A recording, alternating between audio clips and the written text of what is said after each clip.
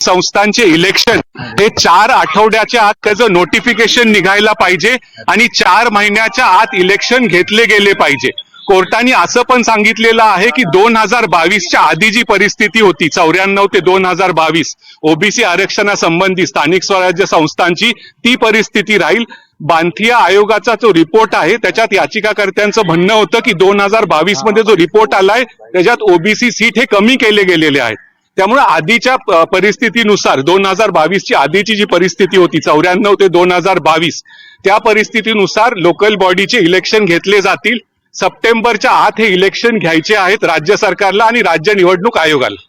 पालोदकर साहेब एक मिनिट, आपल्यासोबत याचिकाकर्त्यांचे वकील पालोदकर साहेब पण आहेत। वकिलांनी दिलेल्या माहितीनुसार आपण बघतोय 4 महिन्याच्या आत निवडणुका घ्या असे आदेश दिलेले आहेत। तुम्ही आर्ग्युमेंट करत होतात काय, आज तुम्ही बाजू मांडली आणि सर्वोच्च न्यायालयाने नाही, सर्वोच्च न्यायालयासमोर आज आम्ही एक मुद्दा सगळ्यात महत्वाचा जो अधोरेखित केला तो असा आहे की महाराष्ट्रामध्ये आज 5 वर्षांपेक्षा अनेक प्रकरणांमध्ये प्रशासक जे आहेत तर ते कार्यरत आहेत। जे राज्य घटनेची आपली जी मूळ तरतूद आहे की लोकप्रतिनिधींनी सर्व लोकल बॉडीज चालवाव्यात त्याच्या हे विपरीत आहे। सर्वोच्च न्यायालयाने सुद्धा अशी पृच्छा केली की तुमच्या कॉर्पोरेशनमध्ये तर औरंगाबाद नवी मुंबई इथे 5 वर्षांपेक्षा अधिक काळापेक्षा जास्त कार्यकाळ हा प्रशासकांचा आहे।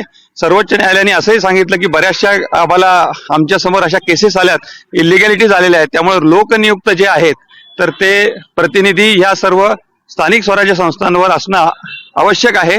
त्यानंतर सर्व पक्षांनी सर्वोच्च न्यायालयाने विचारलं की इलेक्शन्स घेण्याला कोणाचा विरोध आहे का, तर सर्व पक्षांनी आज असं सांगितलं की इलेक्शन्स घेण्याला कोणाचाही विरोध नाही, फक्त लवकरात लवकर व्हाव्यात आणि या राज्य निवडणूक आयोगाच्या माध्यमाने व्हाव्यात, कारण राज्य सरकारने त्यांचे अधिकार काढून घेतलेले आहेत। तर सर्वोच्च न्यायालयाने आज सर्व बाजूंचं म्हणणं ऐकून घेतलं। त्यामध्ये एक मुख्य मुद्दा जो ओबीसी आरक्षणाचा होता, बांटिया कमिशन मध्ये आपण सकाळीच बोलल्याप्रमाणे काही जागा या कमी केलेल्या होत्या, तर त्या जागा ज्या आहेत त्या आता पूर्वस्थितीला नेऊन ठेवल्यात। सर्वोच्च न्यायालयाने असं सांगितलं की ओबीसींना 2022 पूर्वी जे राजकीय आरक्षण होतं सध्या तेच राजकीय आरक्षण परत देण्यात यावं आणि 4 आठवड्यांच्या आत सर्व ज्या निवडणुका आहेत तर त्या राज्य निवडणूक आयोगाने घोषित कराव्यात। काही मुद्दे होते मुदत दिली गेली आहे का? त्यानंतर 4 महिन्यांच्या आत राज्य निवडणूक आयोगाला या सगळ्या इलेक्शनची प्रोसेस सुद्धा कंप्लीट करायला सांगितलंय आणि राज्य सरकारला सुद्धा अशाच स्वरूपाचे आदेश आता देण्यात आलेले आहेत। त्यामुळे सगळ्यात महत्वाचा भाग असा आहे की एवढ्या कालमर्यादेत हे सगळं करायचं असल्यामुळे आता राज्य सरकारला फार काही कायद्याने चेंजेस करण्याची आता कोणाला मुभा राहिलेली नाहीये। लवकरात लवकर हे इलेक्शन्स नोटिफाय करायला लागतील। परिषदेची नोटिफिकेशन निघालेली होती, त्याचं काय होणार? आता या सगळ्यांमध्ये ओबीसीचं आरक्षण जे आहे ते 2022च्या पूर्वी जसं होतं तसंच्या तसं देण्यात येऊन ते परत नव्याने निघेल। किंबहुना ज्या जागा आहेत त्या ओबीसींच्या ज्या आहेत तर त्या परत त्यांना पूर्ववत बहाल करण्यात येतील। 2022 पूर्वी ज्या बांटिया कमिशनचा आयोग आलेला होता त्याच्या पूर्वीच। आता सगळ्यात महत्वाचा भाग असा आहे की राज्य निवडणूक आयोगाला असं सुद्धा मुभा देण्यात आलेली आहे की जिथे जिथे निवडणुका त्यांना घेणं शक्य नाहीये त्या ठिकाणी निवडणुका ज्या आहेत तर त्या घेण्यासाठीची मुदत वाढवून घेण्यासाठीचा अर्ज सर्वोच्च न्यायालयासमोर राज्य निवडणूक आयोगाला करता येईल। म्हणजे याचा सरळ अर्थ असा आहे की 4 आठवड्यांच्या आत आता जिथे जिथे तयारी झालेली आहे तिथे राज्य निवडणूक आयोगाला इलेक्शनचे नोटिफाय करावेच लागतील। त्यांना जर काही अडचण असेल तर ते सर्वोच्च न्यायालयामध्ये अर्ज सादर करून वेळ वाढवून घेऊ शकतात, पण त्या वेळ वाढवून घेण्याला सुद्धा आता मर्यादा आहे। सर्वोच्च न्यायालयासमोर जे आज मत प्रदर्शन माननीय सर्वोच्च न्यायालयाने केलं ते पूर्णतः लोकशाहीच्या बाजूने किंवा संविधानाच्या बाजूने किंवा त्याचे जे अधिकार होते संविधानात्मक जे अधिकार आहेत की ज्या लोकल डीप रुटेडली डेमोक्रेसी आहे तर त्या जी आपलं 73वी आणि 74वी घटना दुरुस्ती जी झालेली आहे तिच्या मूळ हेतूलाच हरताळ फासला जातो अशा प्रकारचा प्रश्न सुद्धा माननीय सर्वोच्च न्यायालयाने विचारला आणि राज्य सरकारला त्यांनी विशेषतः विचारलं की या निवडणुका पूर्वीच्या पद्धतीने घ्यायला तुम्हाला काही आक्षेप आहे का। राज्य सरकारने सांगितलं की आम्हाला कुठल्याच पद्धतीने निवडणुका घेण्यासाठी कुठलाच, पण आता एक मुख्य मुद्दा असा आहे की या सर्व होणाऱ्या निवडणुका या याचिकेमध्ये जे मुद्दे उपस्थित केलेले आहेत त्याच्या अधीन राहून होणार आहेत। म्हणजे याचिकेमध्ये प्रभाग रचना पूर्वीची का आताची, कमी सदस्य संख्या का जास्त सदस्य संख्या, त्यानंतर राज्य निवडणूक आयोगाने करायची काही, या सगळ्या गोष्टी ज्या आहेत तर ते सर्वोच्च न्यायालय त्या तपासणार आहे। त्या आजच्या तारखेला त्याच्यावर निर्णय झाला असं होत नाही, पण सर्वोच्च न्यायालयाने सर्व बाजूंचं म्हणजे जेवढ्या पार्टीज तिथे हजर होता त्यांचं अभिनंदनही केलं की डेमोक्रेसीसाठी इलेक्शन घेण्याबद्दल सगळ्यांनी एकमत दाखवलं, हे आम्हाला ऐकून खूप चांगलं वाटलं, अशी प्रतिक्रिया सुद्धा सर्वोच्च न्यायालयाने दिली. त्यामुळे आता सगळ्यांना जो 4-5 वर्षापासून म्हणजे नवी मुंबई औरंगाबाद इथे 5 वर्षांपासून आपण पाहिलं की लोक वाट पाहत होते, नगरसेवक वाट पाहत होते की निवडणुका कधी होतात. ती प्रतीक्षा आता संपलेली आहे. 73व्या आणि 74व्या घटना दुरुस्तीनुसार आता सर्व स्थानिक स्वराज्य संस्थांवर प्रशासक राज हे संपून आता लोकनियुक्त प्रतिनिधी कार्यभार हा म्हणजे आता जी निवडणूक होणार आहे, आता जी निवडणूक आता निवडणूक जर व्हायची असेल तर ती जुन्या पद्धतीनुसारच होईल. 2022च्या आधी जी काही पद्धत होती त्यानुसार सध्या होईल. आता मी पहिला यांचा प्रश्न जो आहे तर तो राज्य निवडणूक आयोगाला मुदत वाढ घेता येईल, तर 4 महिन्याची आउटर लिमिट आहे त्यांना दिलेली. आपल्याला एक माहिती आहे की पूर्वी नगरपालिका महानगरपालिका अशा टप्प्याटप्प्याने निवडणुका होत असत. एकाच वेळी सर्व निवडणुका घेणे हे प्रशासकीय यंत्रणेला कितपत शक्य आहे याबद्दल साशंकता आहे. त्यामुळं मला असं वाटतं की ते फेज वाईज मॅनरनी घेतील की आम्ही एवढ्या घेतलेल्या आहेत आणि या इलेक्शन्सला वेळ द्या, अशा स्वरूपाचंच फक्त ती मुदत वाढविलेली, एक स्ट्रोक मुदतवाढ मिळेल असं मला वाटतं. निश्चित पावसाळ्यात सुद्धा होऊ शकतील कारण त्या नोटिफायच करायचे मुदतवाढ 4 महिन्यापेक्षा अधिकची नसेल. 4 महिने ही आउटर लिमिट आहे. त्यानंतर टप्प्याटप्प्याने त्यांना मुदतवाढ मिळू शकते, पण मूळ मुदतीपेक्षा थोड्याफार काळासाठी जास्त असू शकते, त्याच्या दुप्पट टिप्पणी असू शकत नाही. सर तुमच्या चेहऱ्यावरती आनंद दिसतो, खूप मोठा आनंद आहे कारण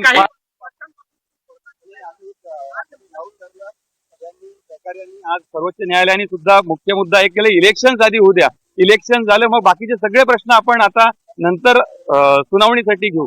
तर कुठेतरी अनपेक्षित होतं कारण आज पण वेगवेगळ्या प्रकारे सिरियल नंबरनी मॅटर्स येत होती.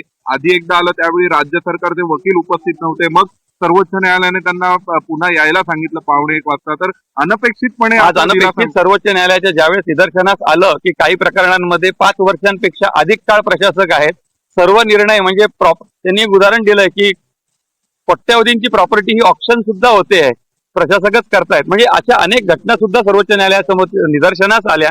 त्यामुळे आज त्यांनी अग्रक्रमाने हे प्रकरण 12:45 घेण्याचे निर्देश दिले आणि त्याप्रमाणे सुनावणी घेऊन पुढील इंदिरा जयसिंग यांनी इंदिरा जयसिंग यांचा महत्वाचा मुद्दा होता की भाटिया कमिशननी ओबीसीच्या 34,000 जागा कमी केलेल्या आहेत. त्या 34,000 जागा कमी न करता पूर्वी ज्या जागा होत्या त्याप्रमाणेच निवडणुका घेण्याचे निर्देश घ्यावेत. तो सर्वोच्च न्यायालयाने त्यांची विनंती मान्य केली. मोठा प्रश्न आहे प्रभाग रचना नक्की आता ऑर्डर मध्ये सांगण्यात येईल की जी नवीन सरकार खरं सांगायचं तर प्रभाग रचना किंवा हे सगळे जे मुद्दे आहेत आता राज्य निवडणूक आयोगाच्या कोर्टात आहेत. त्यांना 4 आठवड्याच्या आत निवडणुका नोटिफाय करायच्या आहेत. त्यांना जर 4 आठवड्याच्या आत निवडणुका नोटिफाय करायच्या आहेत तर ते पूर्वीच्या प्रभाग रचनेप्रमाणे जाऊ शकतात. त्यांना जर करायचं तर ते राज्य सरकारने नवीन केलेले जे कायदे आहेत त्याच्या आधारे सुद्धा ते करू शकतात. आता हा सगळा जो निर्णय आहे तो राज्य निवडणूक आयोगाच्या कोर्टात आहे, त्यांना घ्यायचा. म्हणजे जून महिन्याच्या सुरुवातीला महाराष्ट्रामध्ये काही ठिकाणांच्या तरी निवडणूक 100% त्यांना 4 आठवड्यात नोटिफाय कराव्याच लागतील. कुठेतरी एक प्रश्न विचारला होता की ग्राह्य धरल्या जातील या निवडणुकीमध्ये. निश्चितच 34,000 भाटिया कमिशननी ज्या जागा कमी झालेल्या आहेत आज निर्मितीला, त्या जागा कमी न होता पूर्वीप्रमाणेच त्या तशाच ठेवून त्या प्रपोर्शननी ओबीसींना आरक्षण देऊन निवडणुका घेण्यात येतील. मला अपेक्षा काय की कधीपर्यंत होऊ शकते? सप्टेंबरच्या आतमध्ये या निवडणुका होऊ. न्यायालयानेच आता कालमर्यादा दिलेली आहे आणि जर विनाकारण जर यांनी कालमर्यादेचं पालन न करता जर निवडणुका पुढे विनाकारण ढकलण्याचा प्रयत्न केला तर निश्चितच न्यायालय त्याचं कॉग्निझन्स घेईल. कारण आता त्यांना जर मुदतवाढ घ्यायची तर न्यायालयाच्या परवानगीने घ्यायची, ती आपोआप होणार नाही. तर यापूर्वी सर्वोच्च न्यायालयाचं कारण देऊन जी स्थगिती राहिली होती तर तो स्टे हटवलेला आहे. परंतु सर्व प्रकारचे अधिकार म्हणजे जे वादाचे मुद्दे त्याविषयीचे सर्व अधिकार हे राज्य सरकारला मिळालेत असं म्हणू शकतो. नाही, खरं सांगायचं तर वादाचे जेवढे मुद्दे आहेत ते सुनावणीसाठी प्रलंबित आहे, त्याच्यावर सुट्टीनंतर सुनावणी होईल. पण त्यामुळे या निवडणुका ज्या आहेत त्या या याचिकेच्या निकालाच्या अधीन राहून होणार आहेत. म्हणजे ऑर्डर ती जी काय ऑर्डर येईल आज ती बंधनकारक राहील. म्हणजे ओबीसीच्या बाबतीत जर सर्वोच्च न्यायालयाने काही निर्णय घेतला तर तो या निवडून आलेल्या प्रतिनिधींना बंधनकारक राहील. प्रभाग रचनेबद्दल काही निर्णय झाला तर तो सुद्धा निवडून आलेल्या प्रतिनिधींना बंधनकारक राहील. तर निवडणुका म्हटल्यानंतर मोठा खर्च होतो. अनेक गावाखेड्यातल्या लोकांनी किंवा शहरातल्या नगरसेवक म्हणूच्या लोकांनी स्वतःचे प्लॉट विकले, जमिनी गहाण ठेवल्या, ह्या निवडणुकीची तयारी केली. आता त्यांच्यासाठी दिलासा म्हणावा लागेल, त्यांनी तयारी मी पाहिलं कोविडच्या काळामध्ये अनेक ठिकाणी जे आहेत त्या नगरसेवकांनी, माजी नगरसेवकांनी स्वतःच्या खिशातनं खर्च करून निवडणुकीसाठी तयारी, नुसती निवडणुकीसाठीच नाही केली तर समाजसेवेसाठी खूप जणांनी सुद्धा खूप काम केलं. टँकर पुरवतात.